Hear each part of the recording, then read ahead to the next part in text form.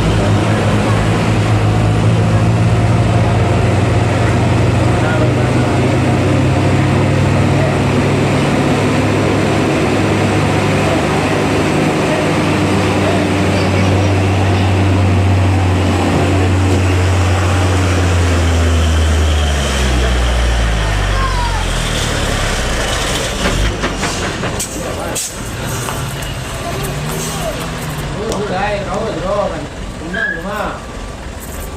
Làm đây.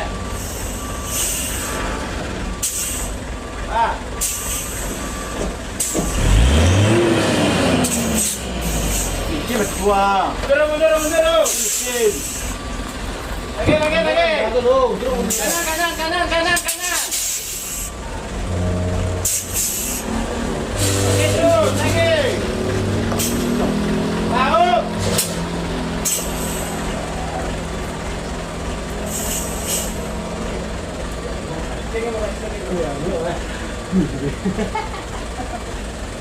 Kadang-kadang ini langsung ini.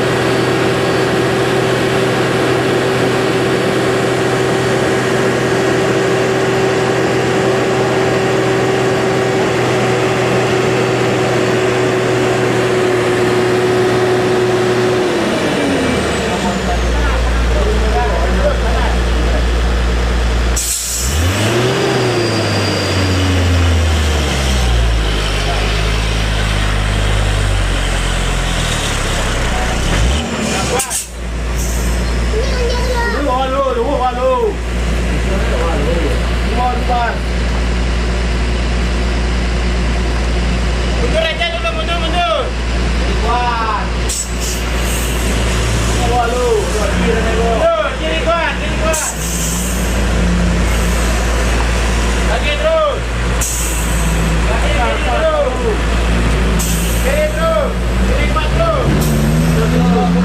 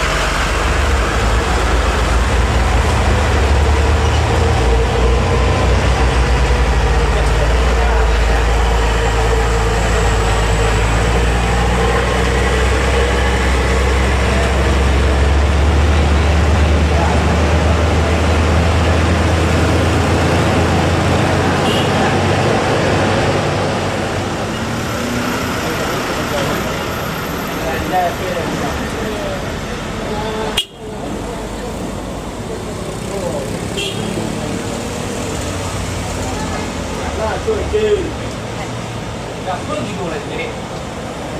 Kalau itu kita lagi malah nabi itu. Jadi mana mana siap bulan. Pas kamu tuh macamnya.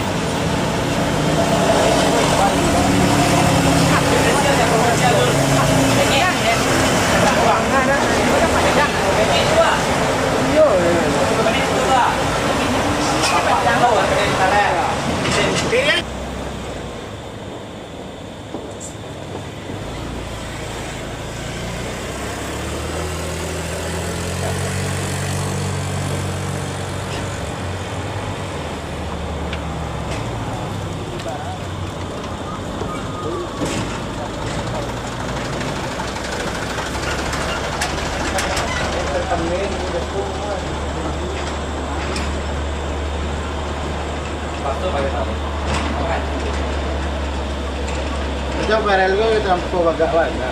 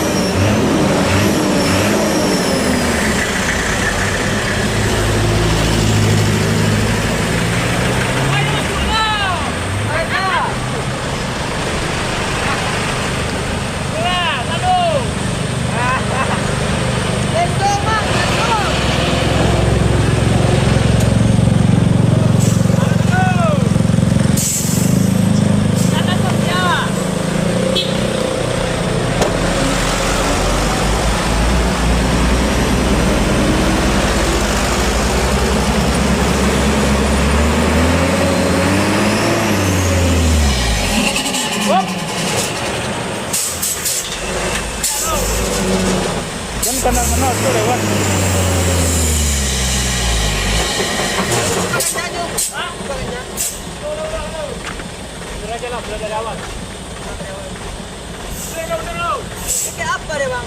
Kayak kotor berjalan. Kotor berjalan.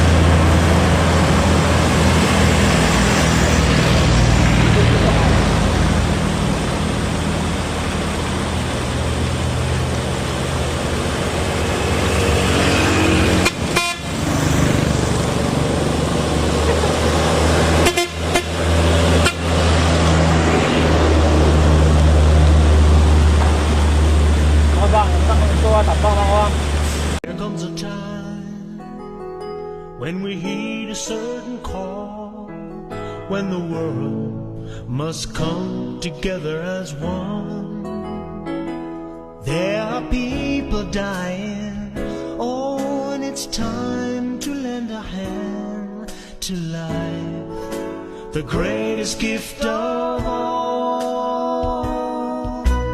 We can't go on pretend day by day that someone somewhere will soon make a change. We are all a part of God's great big family. And the truth, you know, love is all we need. We are the world. We are the children. We are the ones who make a Craft merupakan salah satu teknik sederhana yang diperkenalkan oleh pengetahuan aplikasi psikologi modern.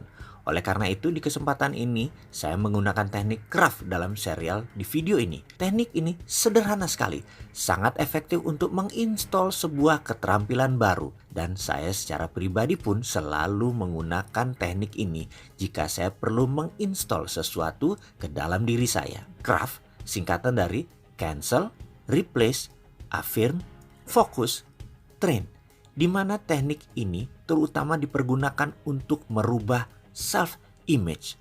Walaupun dengan sedikit penekanan di sana-sini juga efektif untuk pencapaian outcome yang telah kita tetapkan.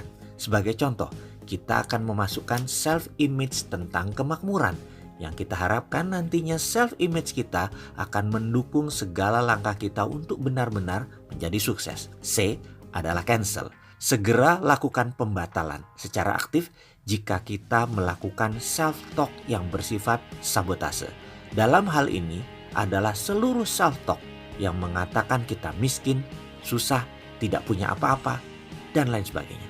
R adalah replace. Segera pada kesempatan pertama lakukan penggantian dengan kata atau kalimat yang memberdayakan. Misalnya, saya dikaruniai kekayaan yang luar biasa banyaknya.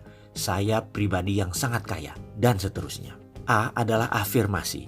Afirmasi yang dalam hal ini dimaknai sebagai pembuatan simbol-simbol yang akan diperkenalkan secara intens ke pikiran bawah sadar. Afirmasi dapat berupa kata-kata, selama kata-kata ini dapat dikonversikan menjadi citra bagi pikiran bawah sadar seseorang. Afirmasi dapat pula berupa gambar-gambar yang terkait dengan kemakmuran, termasuk perasaan-perasaan positif yang terkait dengan kemakmuran. F adalah fokus, menyediakan waktu secara khusus dan menggunakan teknik khusus, yaitu subconscious reprogramming untuk memasukkan konsep mengenai kaya sesuai dengan yang kita inginkan. T adalah train, bersikap seakan-akan kita benar-benar telah hidup kaya berkelimpahan sesuai dengan apa yang kita inginkan. Sikap yang dimaksud adalah mulai dari sikap fisiologis sampai dengan sikap batin. Craft ini harus dilakukan secara aktif terus-menerus tanpa henti sampai dengan memasuki tahapan unconscious competence. Berdasarkan pengalaman, untuk instalasi self-image yang moderat dibutuhkan waktu 2-4 minggu agar mencapai tahapan unconscious competence. Namun ada cara cepat. 3 hari semua bisa diinstal dan ini merupakan pengalaman pribadi saya. Craft memiliki arti cancel atau suatu teknik untuk meng-cancel segala bentuk self-talk atau lintasan pikiran termasuk citra atau image yang berlawanan dengan pemrograman yang kita maksud. Kemakmuran kaya dan sukses adalah mindset. Tanpa software kemakmuran atau nama lainnya prosperity conscious, kaya itu tidak mungkin. Kaya itu muskil, impossible jika kita tidak memiliki, tidak menginstall prosperity conscious. Orang tua, lingkungan, belief system adalah yang memberikan pemahaman-pemahaman kepada seorang anak ketika dia masih kecil, masih polos, dan mulailah anak tersebut diajari tentang kemiskinan, tentang poverty conscious. Misalnya, dikatakan kepada sang anak ketika dia memegang uang, awas loh, uang itu kotor, uang itu pindah-pindah tangan, jatuh dan macem-macem. Jadi kotor, sana cuci tangan. Sebuah doktrin sepotong yang diulang-ulang yang sejak lama diletakkan kepada anak tersebut. Ketika jalan hidupnya berjalan, dia heran mengapa dia tidak bisa menabung. Dia heran mengapa uang seakan hanya lewat begitu saja. Kantongnya selalu kosong. Kerja sekeras apapun uangnya lewat saja. Sekali lagi, ada banyak doktrin poverty dalam kehidupan seseorang yang berefek hingga dewasa. Ini semua harus dibongkar, harus diganti, harus diinstal program kemakmuran. Cara pertama adalah dengan mengaplikasikan canceling method. Tampaknya mudah, toh hanya sekedar melakukan cancel saja. Tetapi dalam prakteknya, langkah ini merupakan langkah tersulit dari tahap lainnya. Kenapa?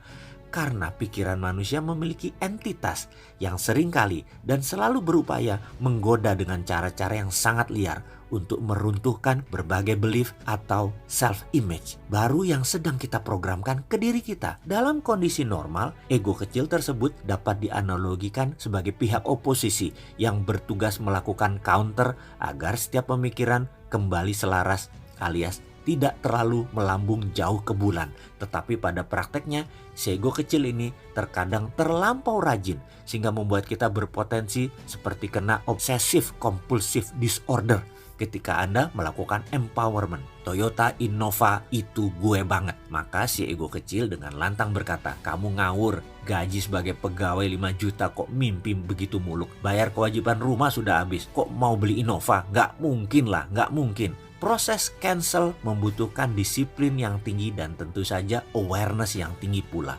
Tanpa awareness, mustahil kita dapat mendeteksi gerakan pemikiran yang bersifat oposisi ini sampai tercapai tujuan, yaitu tahapan unconscious competence. Dan ketika kita telah benar-benar dapat membebaskan diri dari si ego kecil, maka pencapaian menuju sukses dapat dikatakan kita sudah sangat dekat dengan sukses yang kita programkan. Inilah kerja awal kita. Replacing. R adalah replace dan ini merupakan pasangan dari C atau cancel. Artinya setiap kali terdapat lintasan atau self-talk negatif, maka setelah Anda melakukan canceling, segera Anda replace dengan kata-kata atau kalimat yang memberdayakan, yang merupakan counter dari hal yang telah kita cancel. Contoh, Anda meniatkan untuk memasukkan self-image bahwa Anda selalu bahagia, kaya, dan secara fisik sehat untuk menikmati hidup. Suatu saat, misalnya Anda bernafas tersengal-sengal saat menaiki tangga gedung 4 lantai dan seorang rekan menyapa Anda. Kenapa mas? Atau kenapa mbak? Kok kelihatannya lemes gitu? Capek. Lalu misalnya secara refleks Anda menjawab, ya maklumlah, kan umur sudah nggak muda lagi, nggak sekuat dulu.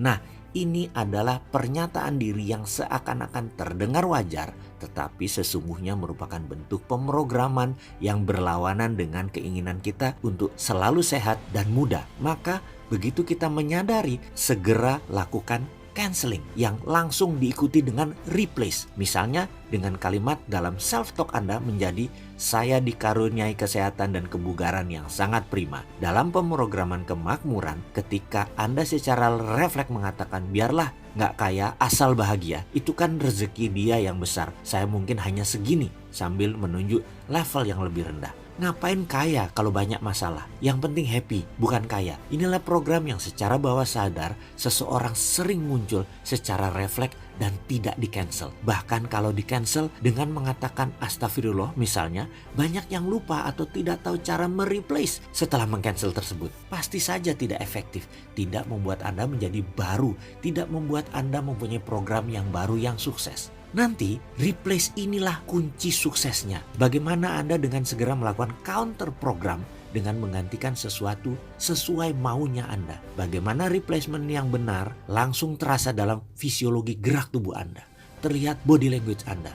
Lakukan replace ini secara terus-menerus dengan kunci yang akan segera diajarkan. Selesaikan masalah negatif Anda. Afirmasi. A dalam Kraft memiliki arti afirmasi yang dapat diartikan secara bebas sebagai penguatan kata dan visual berulang. Jika selama ini kita mengenal afirmasi dalam bentuk kalimat verbal, maka dalam konsep Kraft, afirmasi memiliki bentuk yang lebih umum, yaitu segala sesuatu yang dapat dipergunakan oleh pikiran bawah sadar sebagai sarana pengenalan dan pembelajaran berkaitan dengan apa yang kita inginkan. Konkretnya, afirmasi ini adalah seluruh citra atau gambaran atau bentuk atau rasa yang dapat dengan mudah diserap oleh pikiran bawah sadar. Jika afirmasi ini bentuk kalimat verbal, maka kalimat ini mengandung emosional tertentu sehingga dapat dikonversikan sebagai citra, bagian dari pikiran bawah sadar. Ingat bahwa dalam pikiran bawah sadar lebih mudah memahami citra atau gambar atau bahasa perasaannya versi otak kanan. Afirmasi bisa beragam bentuk seperti gambar, foto, suara yang tentunya harus berkaitan dengan hal-hal yang kita ingin capai yang bersifat membawa emosi atau bahasa lainnya mempunyai anchoring effect.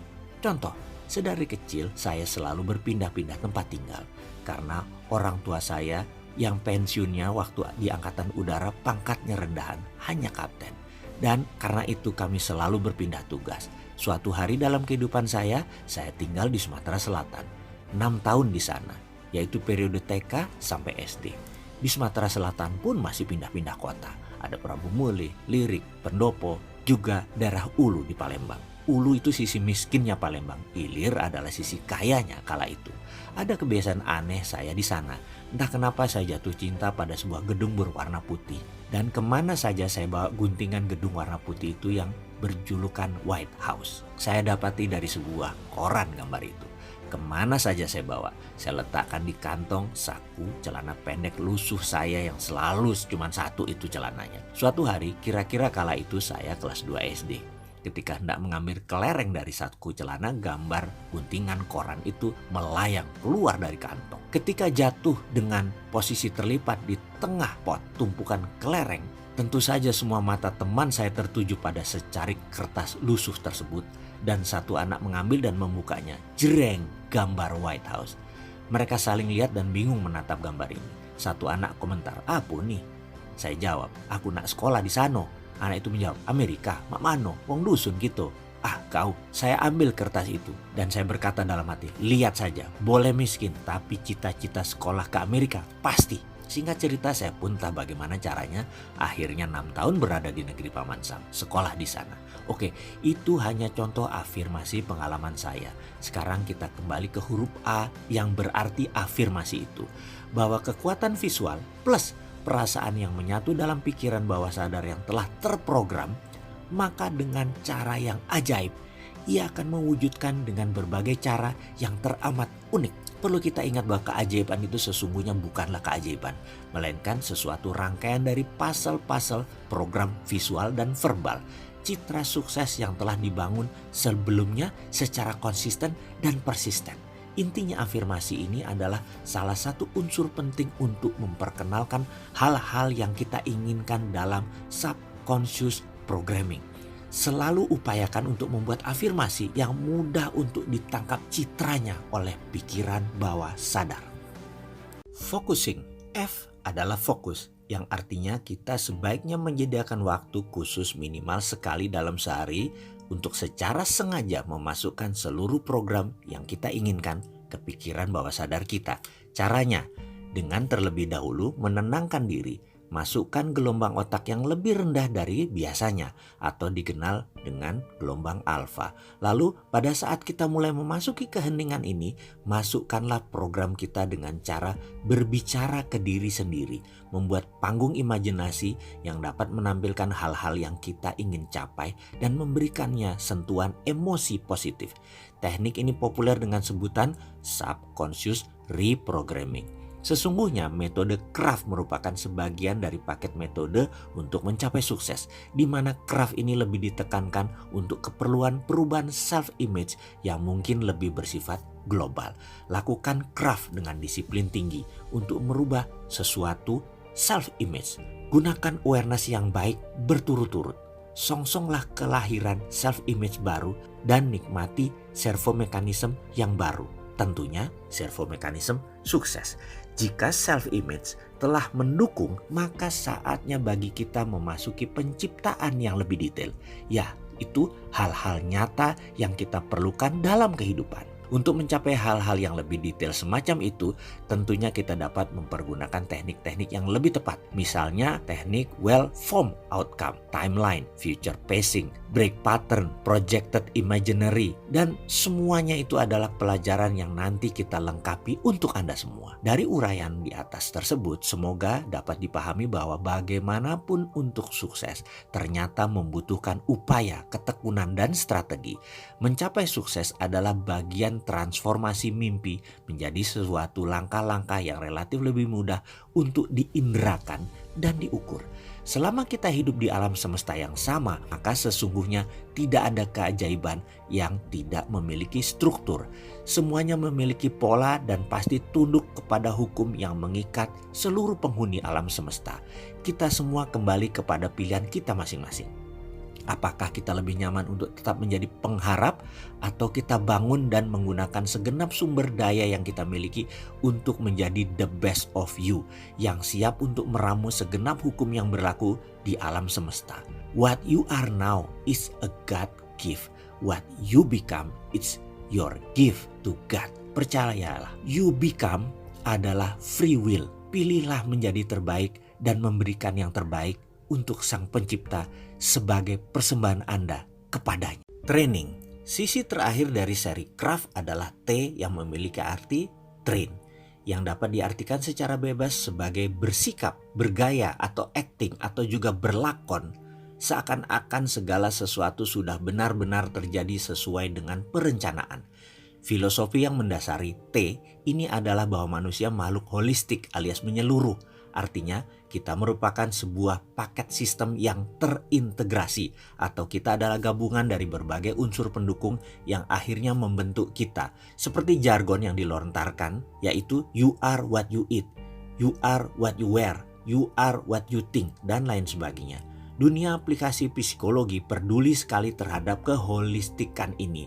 Sebagai contoh, dalam modeling, salah satu aspek penting yang perlu diamati adalah faktor fisiologis, yaitu meliputi postur, gerakan, dinamika yang intinya adalah vibrasi getaran yang dipancarkan melalui gerakan fisik sisi luar manusia. Artinya, dengan gerakan fisiologis yang berbeda, maka kita pun secara otomatis akan menjadi orang yang berbeda pula.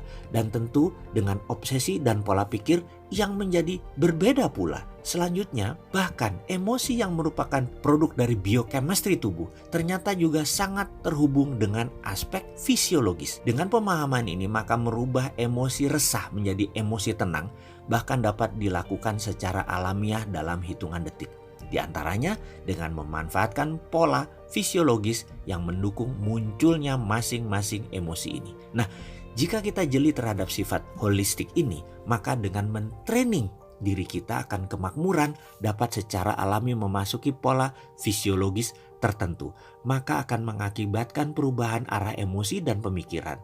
Sangat ajaib, bahkan dalam kasus ini menunjukkan sekali lagi bahwa alam semesta terselenggara dengan demikian teratur dan sempurna sehingga kita seharusnya menyelaraskan kepadanya. Nomor satu yang akan kita lakukan adalah melakukan changdown dari konsep ketuhanan yang bersifat global kemudian di changdown ke penghormatan terhadap alam semesta yang maksudnya tentu kepada penghormatan ke hukum-hukum yang berlaku dari alam semesta itu sendiri yang dapat diamati, dipelajari, akhirnya diselaraskan. Kita diawali akan menemukan presupposition, tradisi pribadi yang mungkin bisa menghalangi kemakmuran karena menjadi platform berpikir. Saya beri contoh, ada tradisi kalau kejatuhan cicak itu sial. Sementara kejatuhan cicak di budaya lain itu ngerjekeni. Yang jelas hal kecil seperti ini adalah masalah besar kalau presuppositionnya negatif. Ini harus dibuang. Kembali ke topik T alias train. Apa hubungannya dengan konsep sukses? Iya, tentu teramat sangat berhubungan. Fisiologis mereka yang sukses serta kebiasaan sangat berbeda dengan mereka yang kurang sukses. Train berarti kita berakting seakan-akan segala sesuatu sudah terjadi sesuai dengan perencanaan. Acting ini harus dilakukan terus-menerus sampai dengan pencapaian kompetensi sikap tertentu.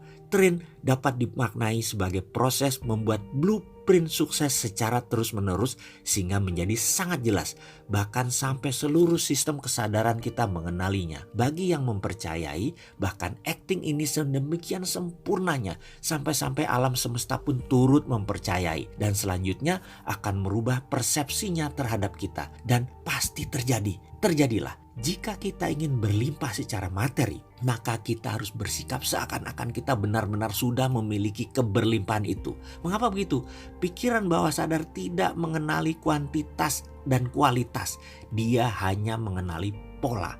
segera kita praktekkan dengan menyusun pola-pola tertentu yang sesuai dengan arah keinginan kita dalam kemakmuran yang merupakan program ulang pikiran bawah sadar Anda. Kalau tidak diatur, maka semuanya akan berantakan. Tidak terbentuk bangunan kemakmuran, kebahagiaan, dan kesehatan itu. Servo mekanisme.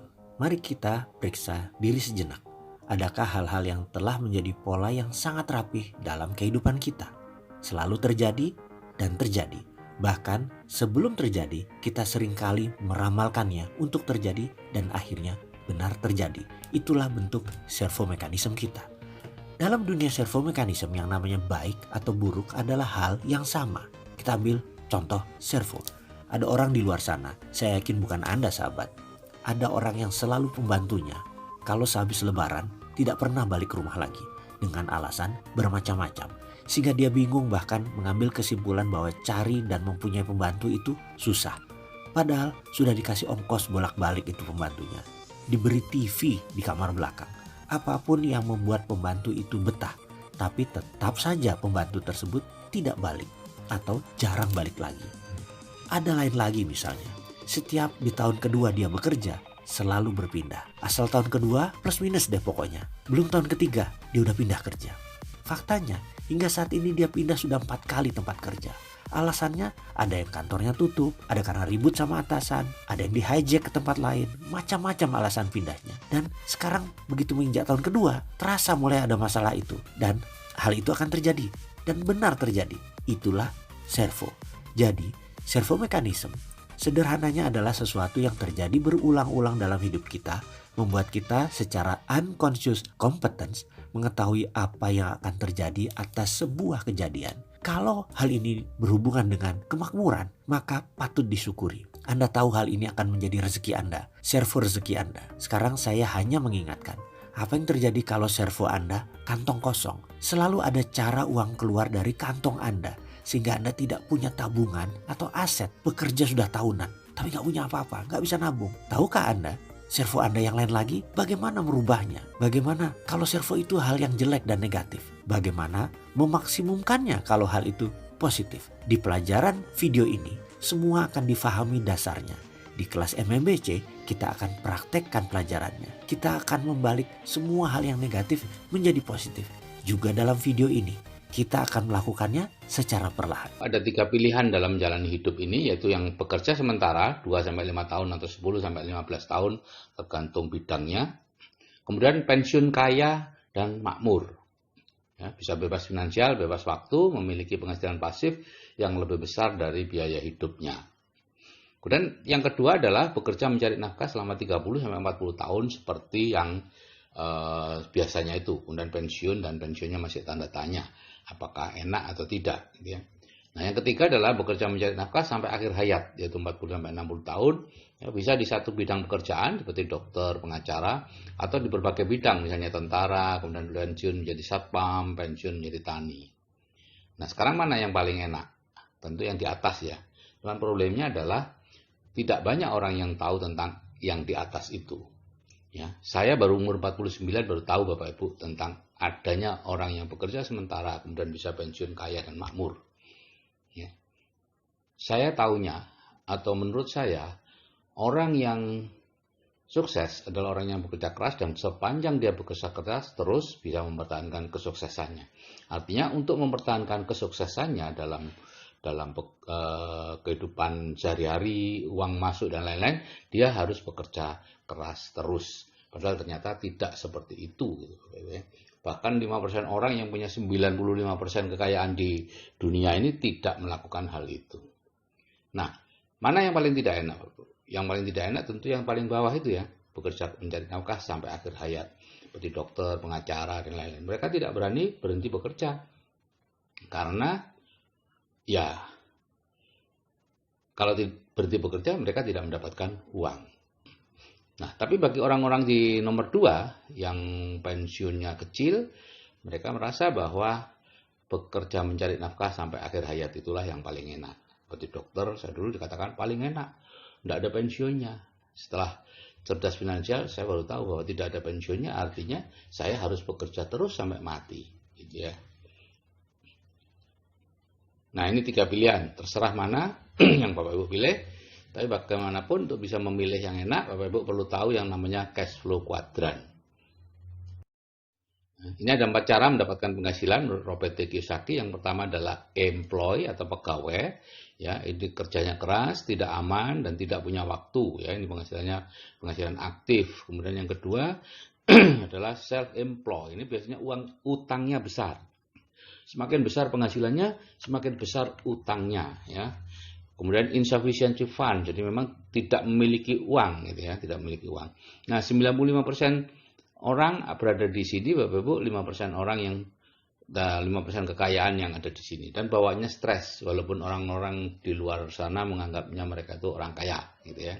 Ternyata di dalamnya stres sebetulnya, karena penurunan penghasilan sedikit saja sudah bisa goncang, gitu ya, keuangannya.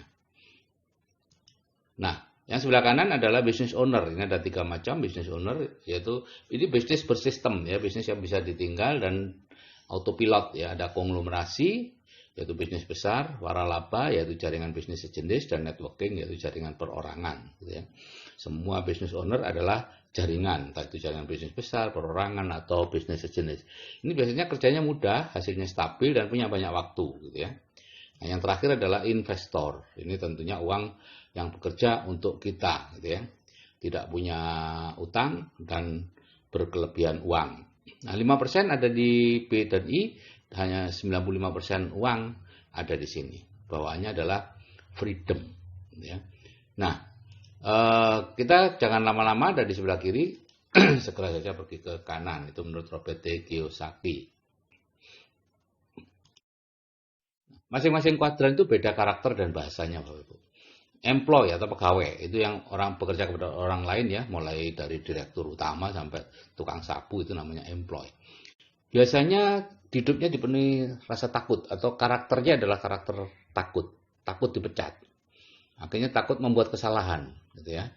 Takut mengambil risiko, dan bahkan kalau parah ya takut mencoba sesuatu, ya, pokoknya bawahnya takut aja. Sehingga kalau mereka kemudian bekerja sama dengan orang lain di luar sana setelah tidak menjadi pegawai, akhirnya apa-apa yang ditakuti itulah yang akan didatangkan, ya, karena hukum law of attraction, hukum ketertarikan, apapun yang kita fokuskan itu yang akan datang kepada kita.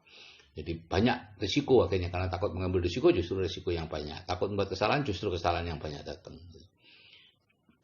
Yang kedua adalah self-employed. Ini bekerja kepada diri kita sendiri, ya, ada profesional atau pengusaha kecil, yaitu pelaku bisnis, yaitu bisnis yang masih ditangani sendiri. Meskipun yang melakukan itu karyawan Anda, tapi kalau Anda masih perlu ada di situ untuk mengawal, ya, Anda masih di pengusaha kecil.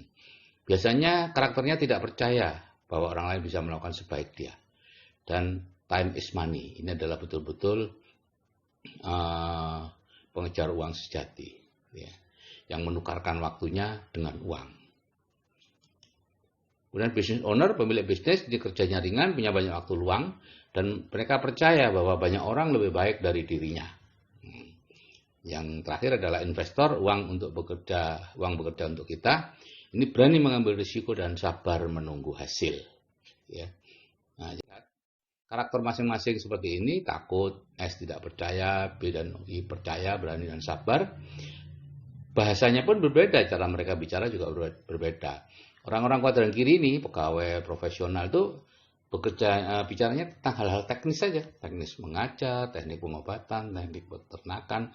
Mereka kalau mau ikut seminar, ya seminar-seminar teknik, cara membangun rumah tanpa membeli rumah tanpa tanpa biaya, cara peternak lele, cara membuat bisnis online dan sebagainya. Pokoknya cara. Nah, mereka umumnya tabu bicara uang dan kaya, gitu ya. Nggak tahu, nggak berani, ya.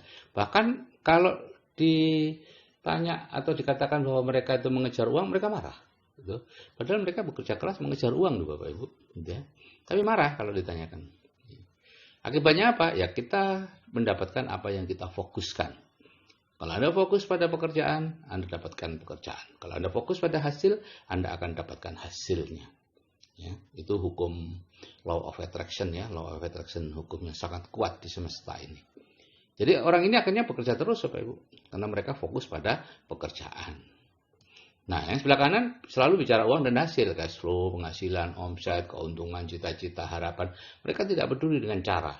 Bisnis apapun akan mereka ambil sepanjang hasilnya bagus.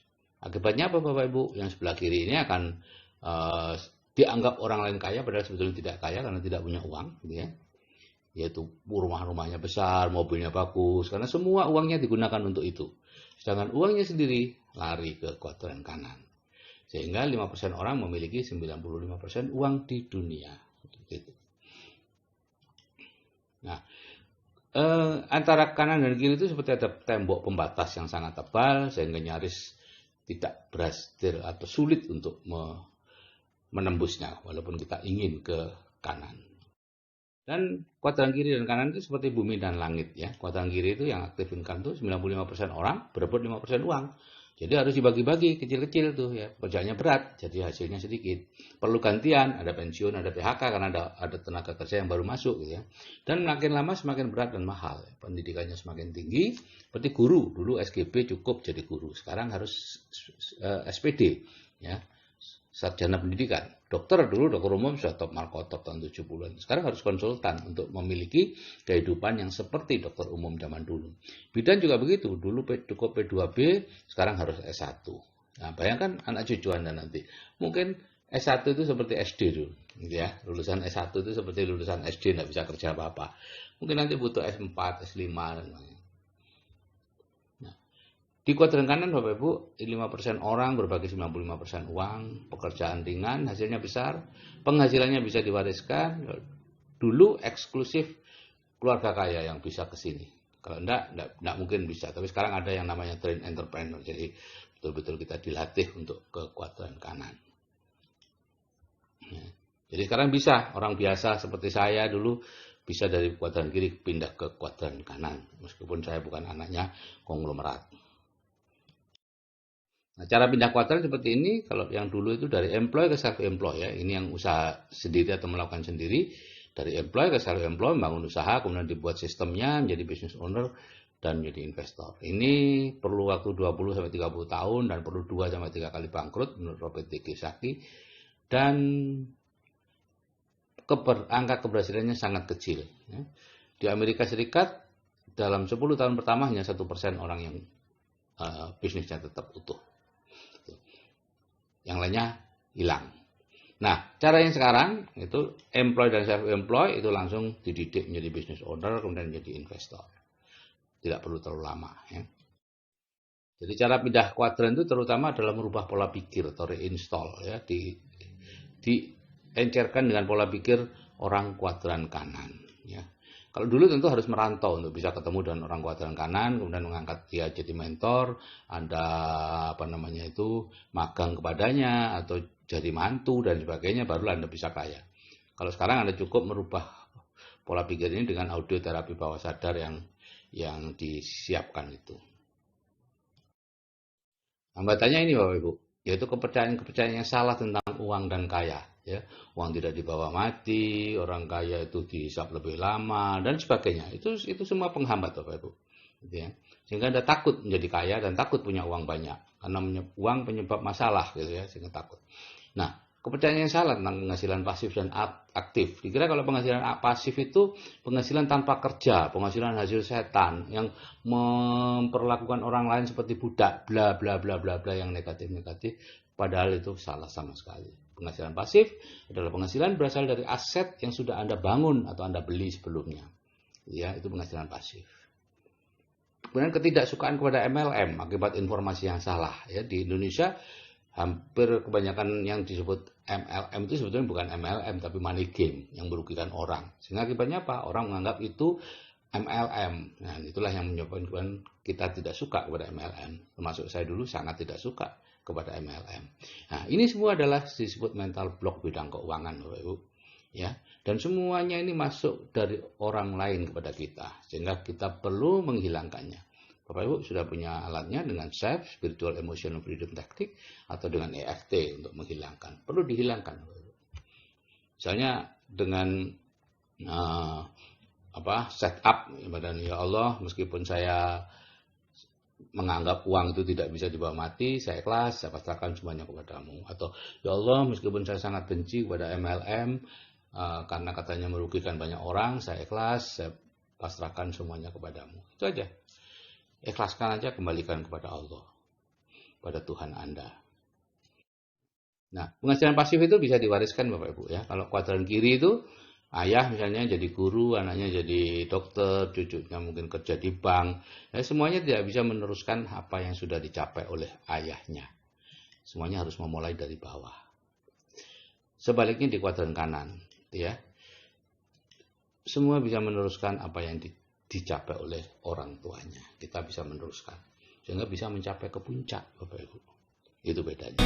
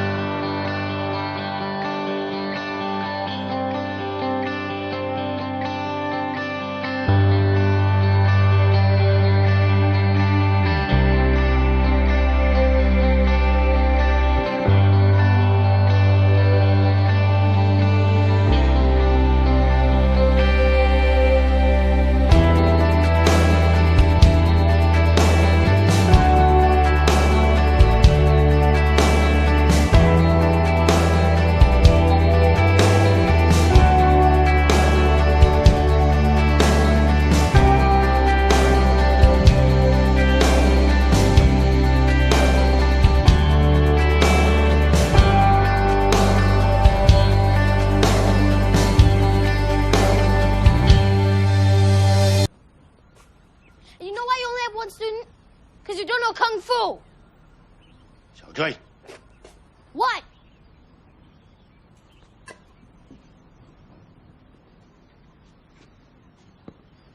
come here.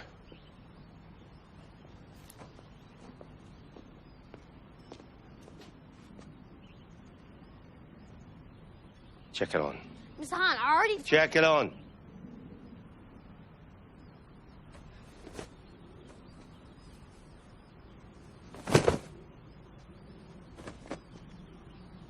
Check it on. I don't have a jacket. Check it on.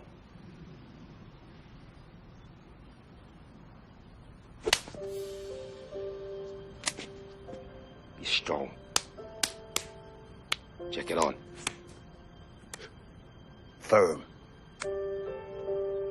Check it off. Remember, always strong. Check it off.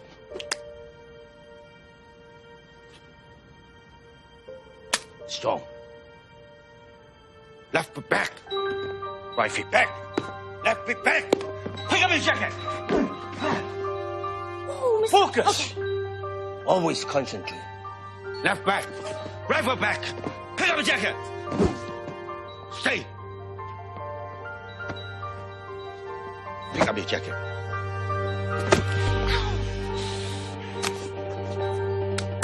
Be strong. Hang it up. Hang it up. Hang up. And attitude. Strike. Hang up and attitude. Harder. Harder. Good. But no face. Jadi di sini pesan dari film ini adalah si anak tadi itu ingin kungfu karena dia dibully ya. Kemudian dia ketemu guru, tapi gurunya menyuruh dia mengangkat, menurunkan jaket, memoles mobil dan sebagainya. Sehingga akhirnya si anak marah. Ya, karena prosesnya tidak sesuai dengan yang dia inginkan. Dia ingin kungfu tapi disuruh hal-hal seperti itu, ya. Tapi akhirnya dia tahu bahwa pelatihan yang aneh tadi itu sangat penting untuk membentuk dirinya. Ya. Jadi Bapak Ibu, semua itu bisa. Ya, semua orang bisa kungfu. Kalau dia punya alasan, bertemu guru, dan mau dilatih. Anda juga bisa kaya. Kalau Anda punya alasan untuk kaya, bertemu mentor, dan Anda mau dilatih. Sederhana itu. Ya. Karena kungfu dan kaya itu ada ilmunya yang bisa dipelajari dan bisa dilatih. Problemnya adalah ini. Yang tahu bagaimana cara pembelajaran, cara melatihnya adalah guru atau mentor Anda. Assalamualaikum warahmatullahi wabarakatuh. Saya ingin bertanya kepada Anda, rahasia tentang orang-orang sukses. Saya masih ambil contoh Muhammad Ali. Ini rahasianya. Ini adalah iceberg.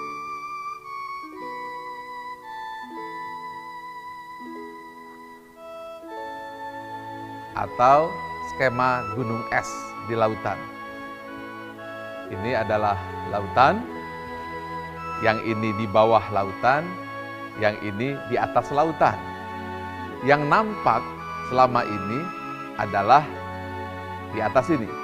Disebut dengan alam sadar. Di situ yang senantiasa kita pikir. Tetapi sesungguhnya ada hard disk yang lebih penting lagi. Antara 80 hingga 90%, bahkan hingga 95%, inilah yang disebut dengan alam bawah sadar. Ini yang banyak orang lupa. Kita saksikan video berikut ini untuk menjelaskan lebih dalam.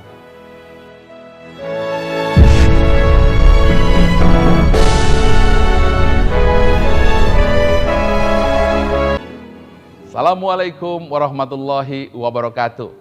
Saksikan film terakhir ini tentang Muhammad Ali.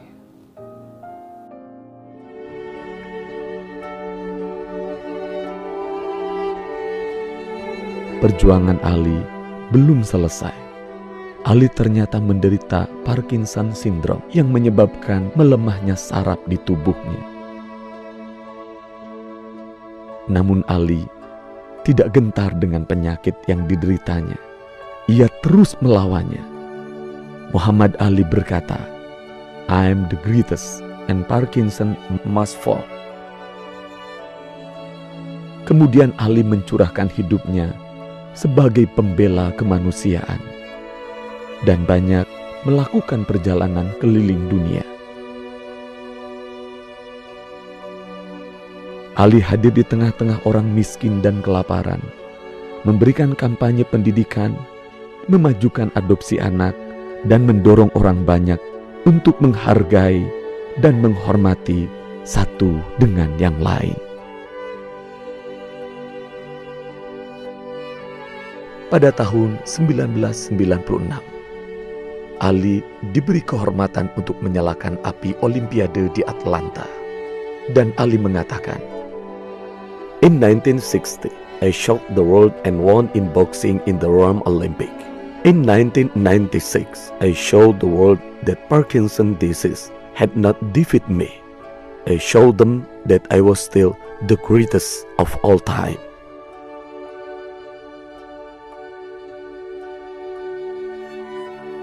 joined this religion, changed it to Muhammad Ali, made me more popular worldwide, and brought me closer to God.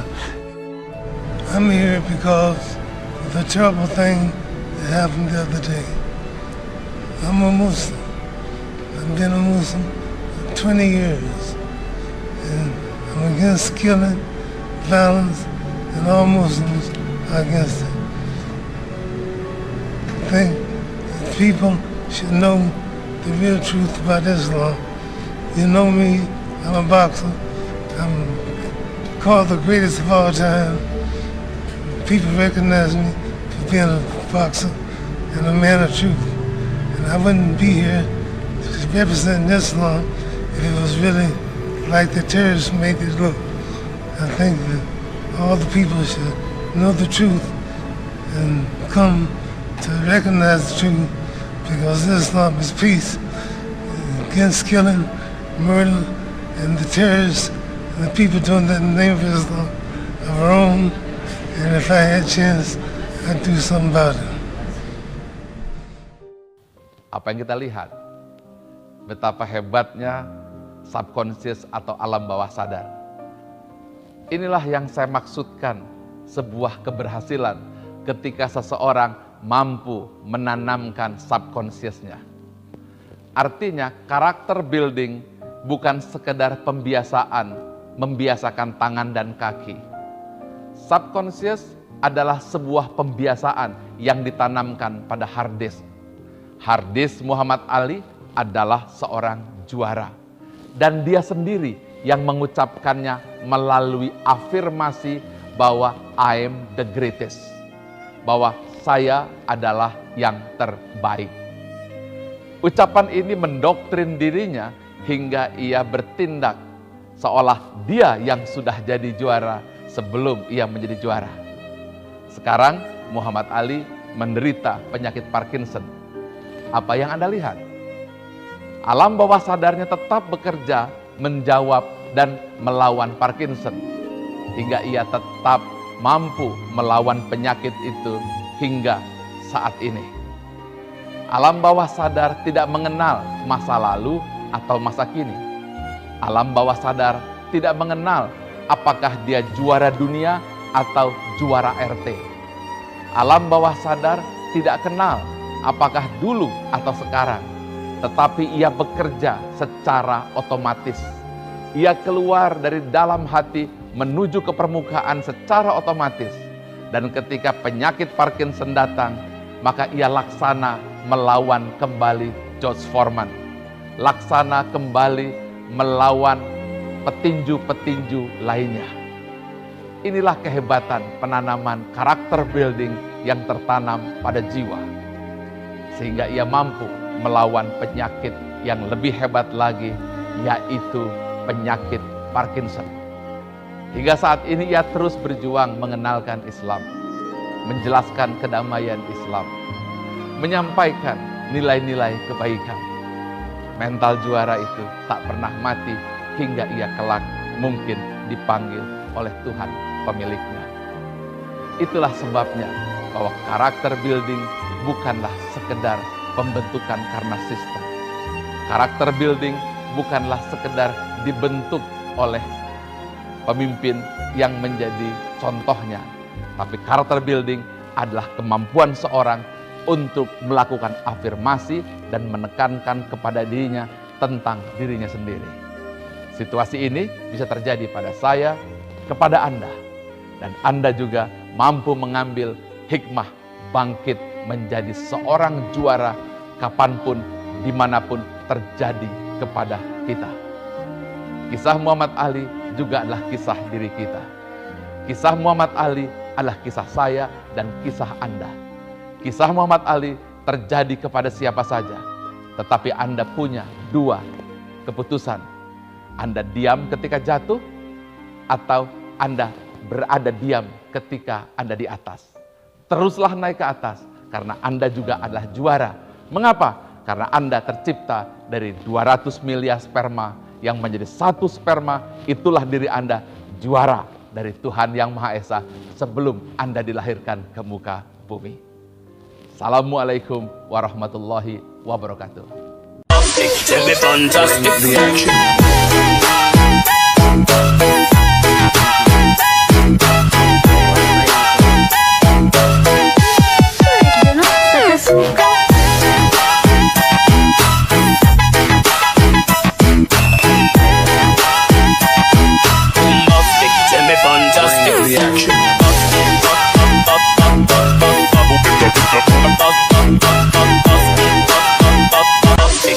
Fantastic the action.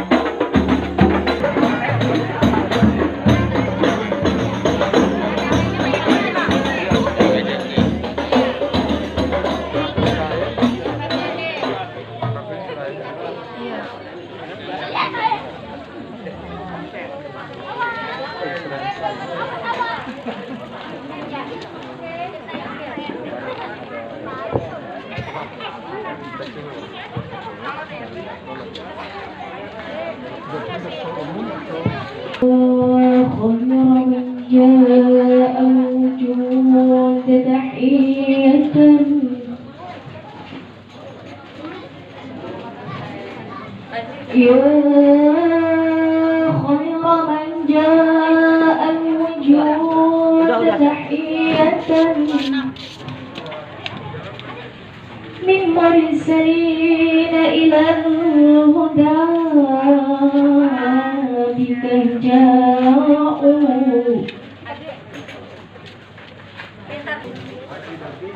بك رسل الله السماء فزين وابتلعت مسكا بك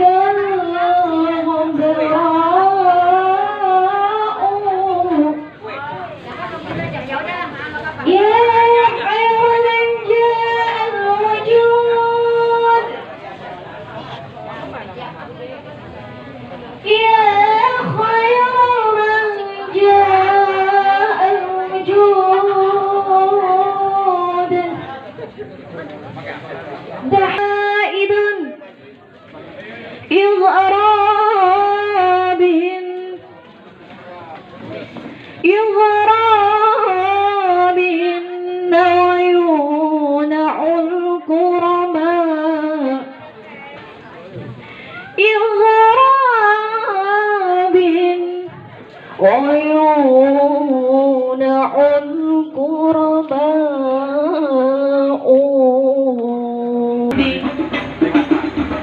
والصلاة والسلام على طه النبي نبينا المكرم نبينا المشرف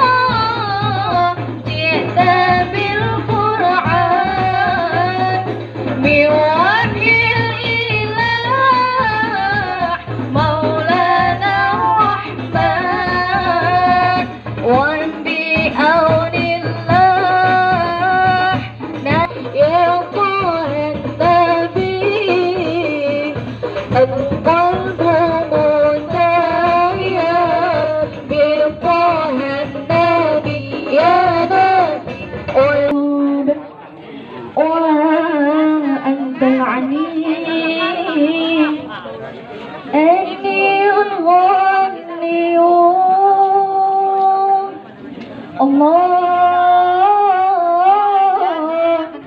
Allah, Allah, Allah.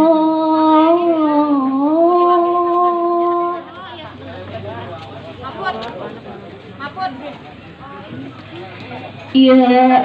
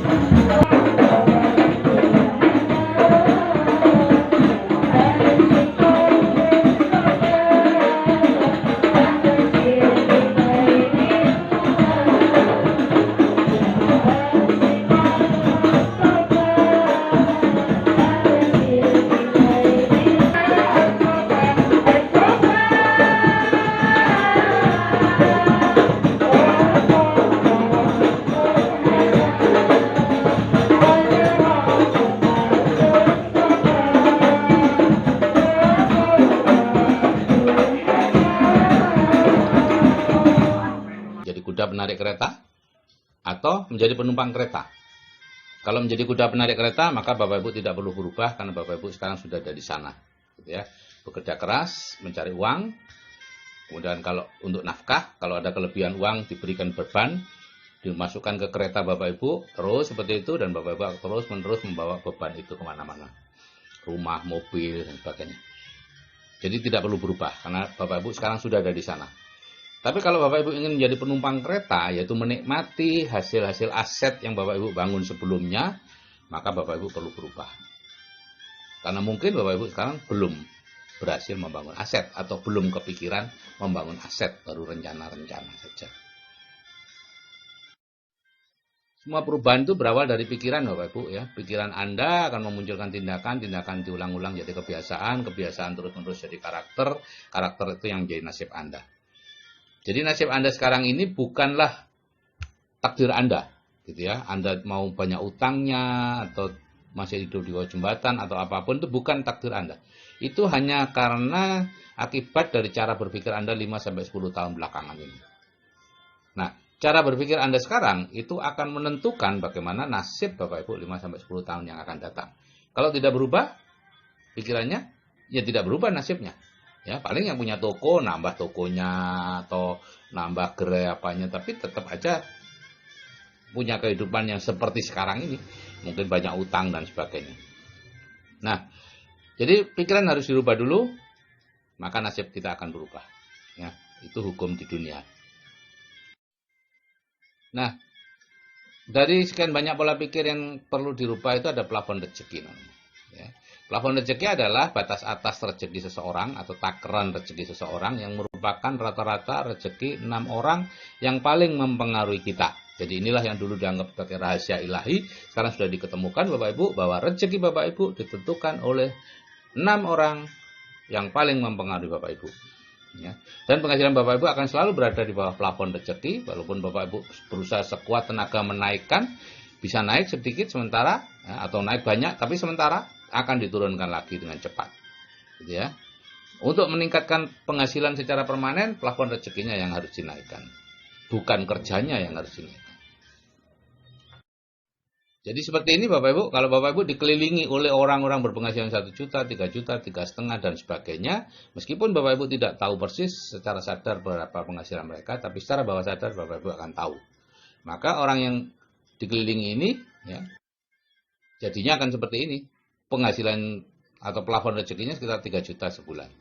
Maka bekerja sekeras apapun dia akan sekian-sekian aja. Pernah naik sedikit, sebentar, diturunkan lagi.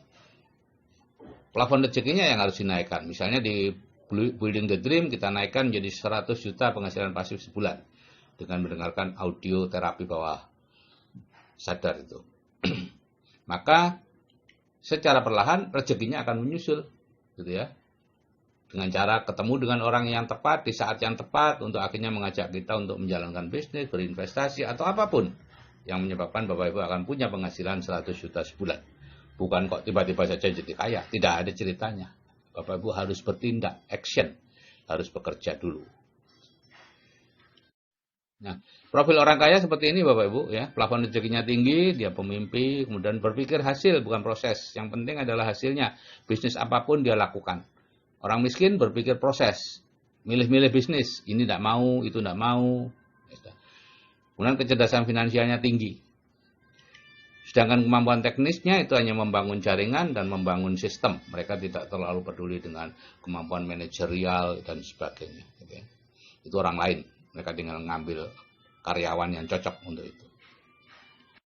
Jadi hidup adalah peniruan Bapak Ibu. Kalau kita ingin menjadi orang kaya, maka Bapak Ibu cukup memiliki pola pikir orang kaya dan kemampuan teknis orang kaya. Tentu yang akan diberikan di grup Building the Dream, lanjutan, CAA, dan seterusnya. Berlatihlah menjadi orang kaya. Ya. Nah, tujuan BTD adalah membuat anggotanya memiliki penghasilan pasif 100 juta per bulan, kaya sejati. Dan itu dilakukan secara gratis Bapak Ibu. Ya. Bapak Ibu tidak perlu membayar ini itu. Kalau nanti ada orang yang mengatakan masuk ke BTD bayar sekian-sekian, itu bohong Bapak Ibu. Ya. Dia ingin mengambil untung dari Bapak Ibu. Semua diberikan gratis. Jadi cara merubah dulu dan sekarang itu, kalau cara lama Bapak Ibu punya cita-cita, merantau, kemudian magang ke orang kaya atau dijadikan mantu, kemudian jadi kaya. Kalau cara baru ini dengan ilmu Bapak Ibu. Yaitu Bapak Ibu mendengarkan audio terapi bawah sadar, penghasilan pasif 100 juta, dan kehidupan dengan penghasilan 100 juta, itu 2 audio, masing-masing didengarkan 21 kali. Kemudian berkumpul dengan orang sukses, mengikuti seminar-seminar inspirasi yang saya tunjuk, dan CD-CD yang saya pilihkan. Saya tidak menjual seminar Bapak Ibu, ya, saya sendiri ikut seminar itu, bukan panitia, bukan pembicara, gitu ya. Saya ikut, ya, selama 14 tahun terakhir saya ikut. Saya bayarnya sama dengan Bapak Ibu, 600.000 per 2 jam, 2 hari seminar, gitu ya. Seminarnya diadakan 3 kali setahun. Gitu ya. Saya ngajak berapapun ke seminar itu, saya tidak mendapatkan manfaat keuangan apa-apa. Tidak dapat diskon, tidak dapat apa dari panitia. Gitu ya. Nah, kalau Bapak Ibu sudah mengikuti, mendengarkan audio terapi bawah sadar, berkumpul dengan orang sukses, dan memiliki pola pikir penghasilan pasif 100 juta sebulan, maka ya otomatis Bapak Ibu akan dibawa ke sana. Dan akhirnya menjadi kaya. Itu sudah otomatis, ya. Tidak bisa di stop. Ini Bapak Ibu masuk ke grup CAA, Dream Building, Time Management, Goal Setting, People Skill, Leadership Skill, Attitude of Success, meningkatkan percaya diri, cara mengatasi kegagalan. Dan ini pun bisa diperoleh di Leadership Seminar. Jadi kalau berbicara tentang filosofi uang, banyak orang berpikir bahwa, oh, uang bukan segalanya. Saya setuju, uang memang bukan segalanya, tetapi hampir segala sesuatu butuh uang. Kalau ada yang berpikir uang tidak bisa menyelesaikan semua masalah, saya juga setuju. Tetapi banyak masalah lebih mudah diselesaikan dengan uang daripada tidak ada uang. Atau ada yang berkata, uang nggak dibawa mati. Ya, tentu uang nggak dibawa mati, tetapi rasanya mau mati kalau tidak ada uang. Bukankah itu yang dialami banyak orang? Atau kalau orang berkata uang adalah akar segala kejahatan, bukannya juga banyak kejahatan terjadi karena tidak ada uang? Atau ada yang berkata, oh yang penting cinta, bukan uang. Tapi cinta lebih indah kalau ada uangnya.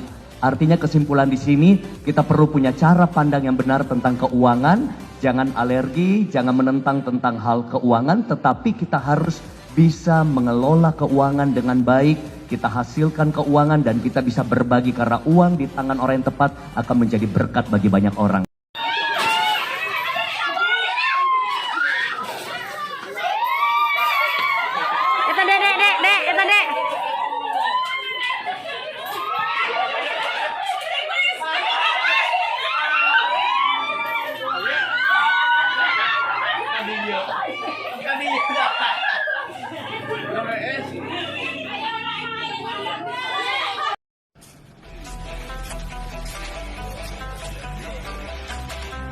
Huh?